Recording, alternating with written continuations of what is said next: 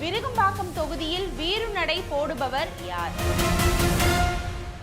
தமிழக சட்டப்பேரவை தொகுதிகளின் வரிசை பட்டியல்ல 22வது இடத்துல இடம்பெற்றிருக்கிற தொகுதி விருகம்பாக்கம். சென்னையோட மிக முக்கிய அடையாளங்களை இந்த தொகுதி கொண்டிருக்குது. கடந்த 2009ஆம் ஆண்டு மறுசீரமைப்புக்கு அப்புறமா விருகம்பாக்கம் தொகுதி உருவாக்கப்பட்டுச்சு.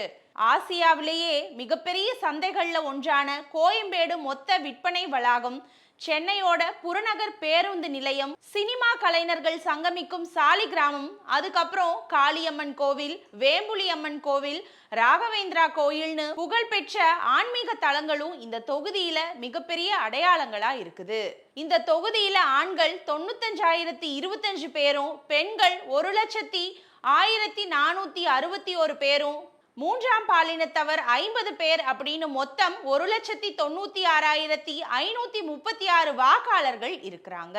இந்த தொகுதியில திமுக, அதிமுக ஆகிய 2 கட்சிகள் தான் மாறி மாறி வெற்றி வாகை சூடி வந்தாங்க. கடந்த 2021 தேர்தல்ல திமுக சார்பில் போட்டியிட்ட பிரபாகர் ராஜா 74,351 வாக்குகள்ல வெற்றியும் பெற்றாரு. அவரை எதிர்த்து அதிமுகவுல களம் கண்ட விருகை ரவி 55,984 வாக்குகள் மட்டும் தான் பெற்றாரு. இந்த தொகுதியை பொறுத்த வரைக்கும் ஆட்காடு சாலையில நடைபெற்று வர்ற மெட்ரோ ரயில் பணிகள், அதோட குறுகிய சாலைகளால் ஏற்படுற போக்குவரத்து நெரிசல் மக்களை பெரிதும் பாதிக்குதுன்னே சொல்லலாம். ஜவஹர்லால் நேரு சாலை மற்றும் ஆட்காடு சாலையை இணைக்கிற 100 அடி சாலையிலும் இதே நிலைமை தான் நீடிக்குது. அதோட கே நகர் மற்றும் விருகம்பாக்கம் பகுதிகளில் உணவகங்களாலும் கடைகளாலும் நடைபாதைகள் மிகவும் ஆக்கிரமிக்கப்பட்டிருக்குது. இதனால வாகன ஓட்டிகள் மிகவும் சிரமத்துக்கு உள்ளாகி இருக்காங்க.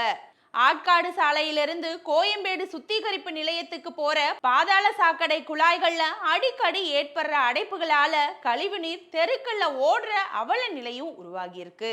இதை தடுக்கணும் அப்படிங்கிறதுக்காக இந்த பகுதியில கூடுதல் மினி நீரேற்று நிலையங்களை அமைக்கணும் அப்படின்னு இந்த மக்கள் நீண்ட காலமா கோரிக்கை வச்சுட்டு வராங்க.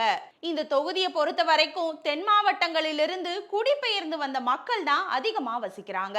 குறிப்பா நாடார், தேவர் மற்றும் பட்டியல் சமூக மக்களோட வாக்குகள் தான் இங்க வெற்றி தோல்வியை தீர்மானிக்கிற சக்தியாகவும் இருக்குது.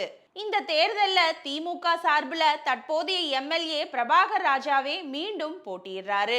தமிழ்நாடு வணிக சங்கங்களோட பேரமைப்பு தலைவர் விக்ரமராஜாவின் மகனான இவருக்கு வணிக சங்கங்களோட ஆதரவும் ஆளுங்கட்சியோட பலமும் இவருக்கு சாதகமா இருக்குது. அதிமுக சார்பில் விருகை ரவிதான் மீண்டும் இங்க களம் காண்றாரு. இந்த தொகுதியில நீண்ட கால அரசியல் அனுபவமும் கொண்டவரா இவர் அறியப்படுறாரு. அதோட அதிமுகவோட நிலையான வாக்கு வங்கி இவருக்கு கை கொடுக்கும்னு கருதப்படுது. அதுக்கப்புறமா அதிமுக, பாஜக, பாமக கூட்டணியோட சமூக வாக்குகளை ஒருங்கிணைக்கிற முயற்சியிலையும் இவர் ஈடுபட்டுட்டு வராரு. நாம் தமிழர் கட்சி சார்பில் சந்தோஷ் இங்க போட்டியிடுறாரு.